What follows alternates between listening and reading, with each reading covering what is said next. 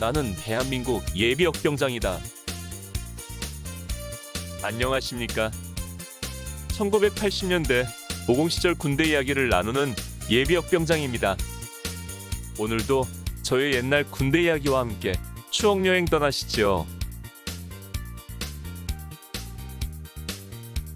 나의 상병 시절 59번째 이야기. 5분 대기 저 군단 측정. 3. 5분 대기 조와 어머니의 면회. 첫 번째. 1982년 5월 14일 금요일. 5분 대기조를 인수받은 첫날은 그야말로 5분 대기 노이로제가 걸릴 정도로 빡센 하루였습니다. 5분 대기조를 인수받고 채 숨 돌릴 틈도 없이 비상 탑승 훈련을 시키더니 오후에는 비상 출동까지 하고 수색 정찰을 밤 10시까지 하는 등 그야말로 강행군을 한 하루였습니다. 5분 대기조 군단 측정이라는 유례없는 시험을 앞두고 대대와 연대가 다 나서서 눈에 불을 켜고 닥달한 결과였습니다. 5분 대기조 제2일은 5월 15일로 토요일이었습니다. 이날도 오전은 지휘관 시간이었는데 역시 군단 측정에 대비한 5분 대기조의 수색 정찰에 대한 이론 교육을 받았습니다. 그리고 대대장 내무검사까지 받았습니다. 5분 대기조라지만 할 것은 다 하는 것입니다. 그리고 이어진 토요일 오후. 비록 우리가 5분 대기조 임무를 맡고 있지만 군인으로서 마땅히 누려야 할 휴식 시간까지 빼앗기는 것은 아니었습니다. 단독 군장 차림으로 생활하는 불편함은 있었지만 그래도 PX도 가고 내무반에서 휴식도 취했습니다. 다만 언제든 출동할 수 있도록 영내를 벗어날 수 없었고 어디를 가든지 분대장이나 선임병에게 행선지를 알려야 했습니다. 나는 어디 갈 일도 없고 그렇다고 군화를 벗고 침상으로 올라갈 수도 없어서 그냥 침상에 걸터 앉아 편지를 쓰고 있었습니다. 나는 편지 쓰기를 즐겨했고 또 많이 보내는 만큼 편지를 많이 받았기 때문에 조금만 시간 여유가 있으면 편지를 쓰는 것이 중요한 업무였습니다. 이렇게 오후 시간을 보내고 있는데 오후 3시쯤 되었을 때 중대본부 서기병이 불쑥 내무반 문을 열고 들어오더니 나를 보고 말했습니다. 윤상병님, 면회 왔습니다. 준비하시고 중대본부로 오십시오. 면회? 면회 신청자가 누구야? 예, 어머니시랍니다. 아, 어머니께서 오셨구나. 가슴이 뛰고 마음이 울컥해지는 느낌이 진하게 몰려왔습니다. 사실 그동안 집으로 대놓고 면회를 와달라는 말은 하지 못하고 그저 뵙고 싶다는 내용을 써보내기는 했습니다.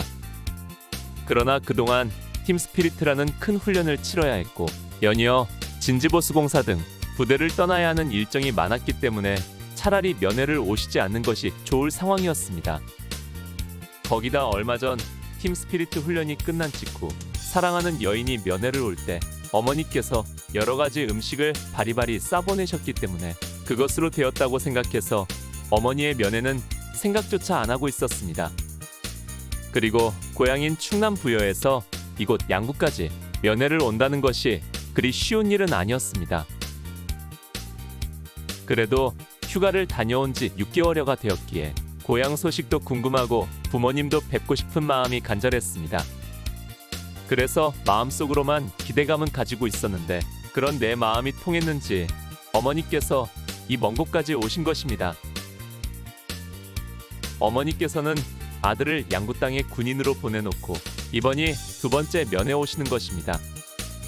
그 첫 번째는 이등병 시절 우여곡절 끝에 형님과 함께 이 천리먼 길을 찾아오셨었지요. 제 이등병 시절 이야기에서 어머니의 첫 면회 이야기를 다룬 바 있습니다. 어머니와 형님이 첫 면회 왔던 그날은 우리 중대가 동계훈련을 마치고 복귀한 날이었습니다. 훈련에서 복귀하여 목욕을 하기 위해 목욕탕에서 온몸에 비누칠을 하고 따뜻한 물이 나오기만 기다리고 있던 그 순간에 면회 소식을 들었고 눈물 나는 면회 준비와 또한 당시 분대장이었던 박준거라사의 도움으로 연대와 대대를 두 번이나 오가는 우여곡절을 겪으며 면회를 했던 것입니다. 그러고 나서 내가 첫 휴가 나가서 부모님을 뵈었고 이제 내가 입대한 후 세 번째로 어머니 얼굴을 뵙게 되는 것입니다. 그런데 나는 어머니의 면회 소식을 듣고 갑자기 걱정이 앞섰습니다. 가는 날이 장날이라고 어렵게 어머니께서 면회 온 날이 바로 5분 대기조 상황이고 거기에 중요한 군단 측정을 앞두고 있었기 때문입니다. 이런 상황에서 과연 면회를 제대로 할 수 있을 것인지 걱정이 되었던 것입니다. 혹시라도 현지 면회만 되고 외출 외박이 안 될 수도 있다는 생각이 들었기 때문입니다.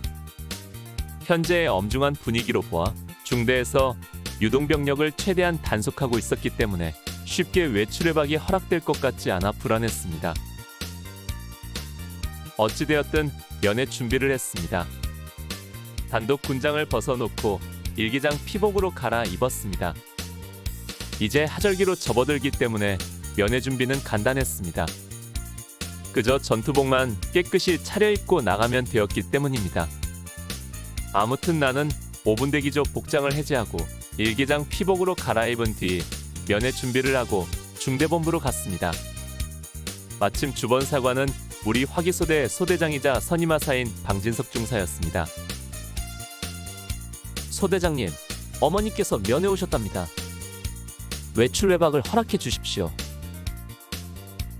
소대장도 입장이 곤란하긴 마찬가지였습니다. 소대원의 어머니께서 천리 먼 길 면회 왔다는데 내보내는 것이 당연한 것이지만 때가 때인지라 그로써도 고민이 될 수밖에 없었던 것입니다.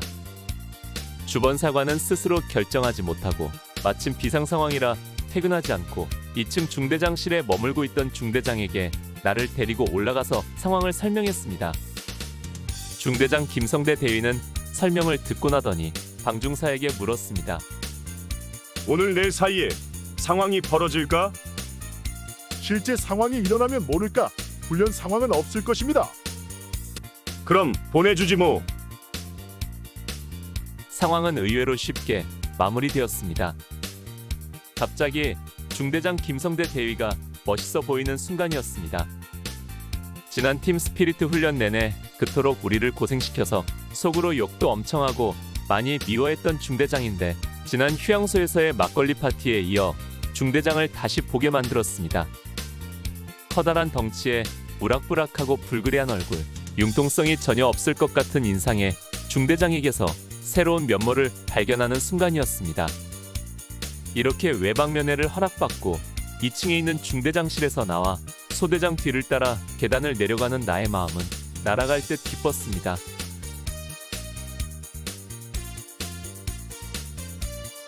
오늘 추억여행에 함께 해주셔서 감사합니다. 다음 이야기를 기대해 주시고 구독과 좋아요 부탁드립니다. 항백